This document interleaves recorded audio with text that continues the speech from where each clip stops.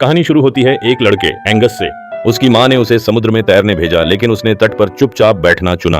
अचानक उसने पानी में आधा दबा हुआ एक बड़ा अंडा देखा। उसने उसे निकाला और ध्यान से देखा।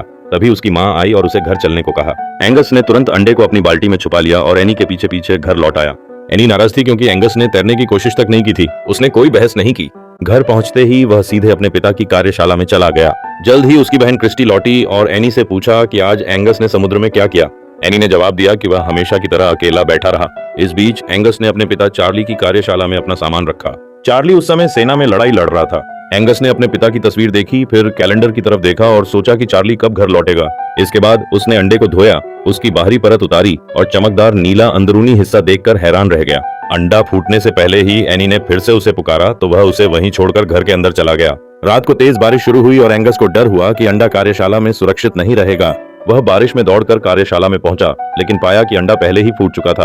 उसने अंदर झांककर देखा तो उसमें से एक अजीब जीव निकला था। जब उसने हाथ बढ़ाया तो वह जीव काटने की कोशिश करने लगा। एंगस को समझ आ गया कि वह शायद भूखा है। वह तेजी से खाना लेने भागा और लौटने पर जीव शांत हो गया और उसने खाना खा लिया। एंगस अपने नए दोस्त को धीरे धीरे खिला रहा था, तभी एनी ने उसे फिर बुलाया।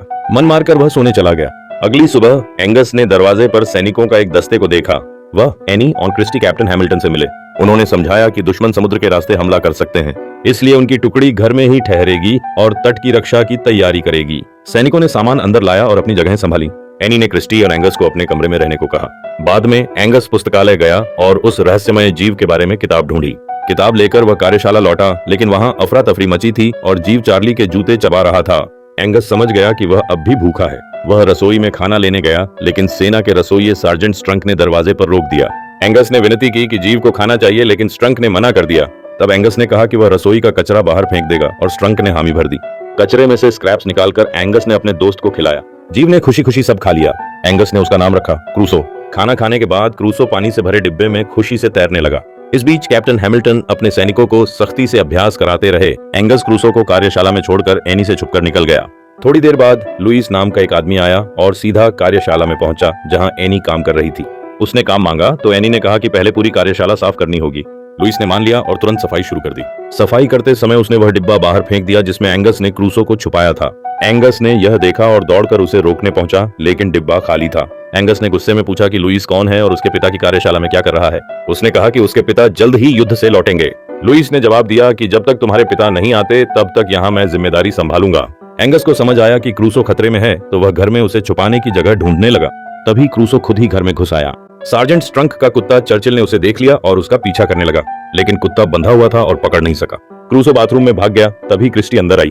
वह डरकर चिल्लाई और ऊपर भाग गई। एंगस ने उसे शांत किया और समझाया कि क्रूसो उसका पालतू है जो उस अजीब अंडे से निकला है। क्रिस्टी डर गई थी, लेकिन वादा किया कि वह एनी को नहीं बताएगी।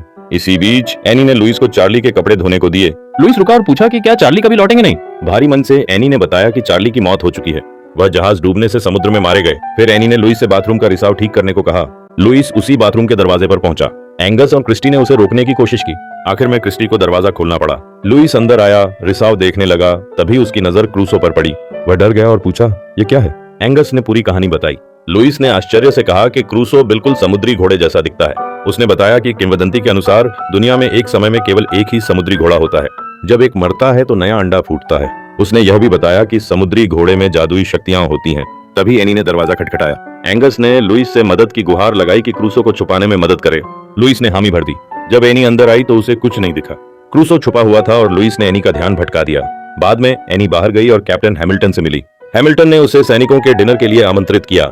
उस रात लुइस ने कहा कि क्रूसो को समुद्र में वापस छोड़ देना चाहिए, लेकिन एंगस ने मना कर दिया और कहा कि क्रूसो उसका है। डिनर शुरू हुआ। एंगस ने क्रूसो को बाथरूम में छोड़ा, लेकिन दरवाजा बंद करना भूल गया। क्रूसो बाहर निकल आया। सार्जेंट स्ट्रंक का कुत्ता चर्चिल उसकी गंध सूंघकर पागल हो गया और घर भर उसका पीछा करने लगा।